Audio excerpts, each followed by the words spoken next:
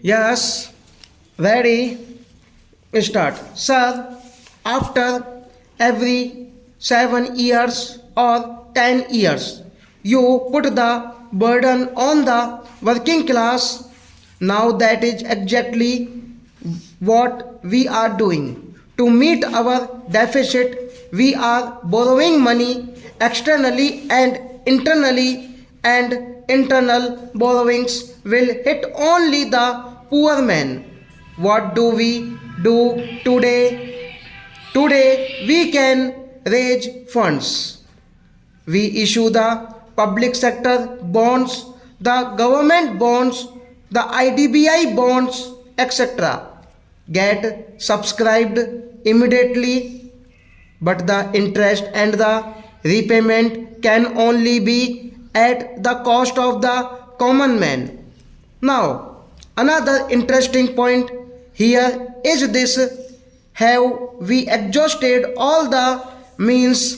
Suppose this is the problem, this is the expenditure of the country. Let us also assume that what the finance minister has done his best to curb expenditure. But in spite of that, if this is the minimum expenditure and that is the revenue, what is the best way to curb the deficit? Sir, in the western countries, in America, in England, in Western Europe, etc., the government expenditure goes up every year, and it will go up every year in every country because salaries and other expenses go up. But in those countries, it is made up by increased revenue because the private sector is also making more profits and they are getting more by way of taxes from these people.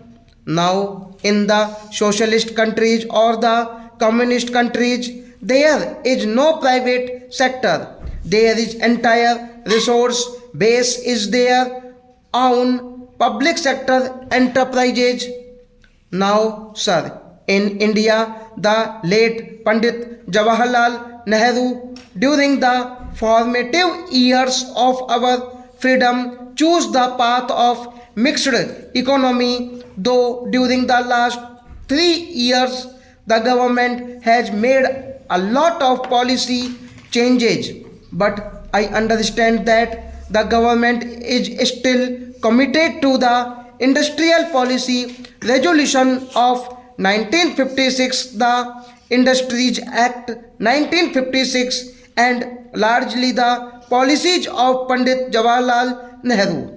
Now, sir, the policy of 1956 is largely and basically the policy of Pandit Jawaharlal Nehru, which was for a mixed economy in which there will be a private sector and there will be a public sector, and later on during Mrs. Indira Gandhi's time the policy was that the public sector should have the commanding heights. Nevertheless, it is an agreed thing that the private sector and the public sector must exist, which means that both should benefit. The economy stop.